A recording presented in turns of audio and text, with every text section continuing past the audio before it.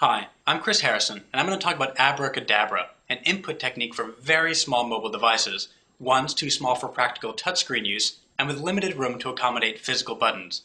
Instead, we take interaction off of the device and into the unused surrounding area. This not only provides a larger area for input, but also reduces occlusion of the screen from fingers. We achieve this interaction by employing a 2-axis magnetometer operating behind the display and a small magnet which is worn on the finger or potentially integrated into the tip of a stylus.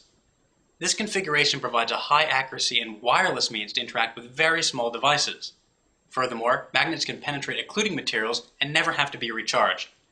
I will now talk about some of the example interactions enabled by our technique. The first method, for which the magnetic sensors we use are particularly well suited, is rotational input. This, quite simply, calculates a bearing to the magnet on the finger. We use this functionality in two distinct ways.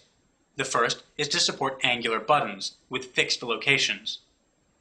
The second way is to use rotation to navigate lists, clockwise to scroll down, counterclockwise to scroll up. Users can click by flicking their fingers vertically. This feature relies on the dipolar property of magnets. When a fingertip moves below the sensor plane, the magnetic field inverts. This flip is captured by the sensor and interpreted by our software as a click. As can be seen in our proof of concept audio player demo, bidirectional scrolling and clicking is sufficient to traverse hierarchical interfaces common in mobile devices. We also created a simple photo album browser that operates in much the same way. In this application, clicks are used to enter and exit albums.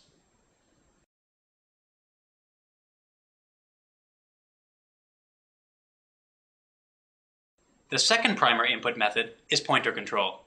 This is achieved by combining the angular position of the magnet with its relative magnetic field strength.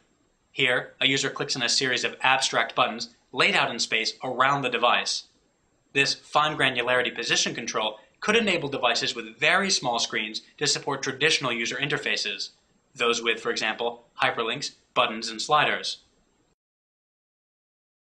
Finally, gestures, both rotational and positional, offer an excellent way to trigger coarse actions. For example, a user could switch modes, answer an incoming phone call, or mute alerts with a particular motion.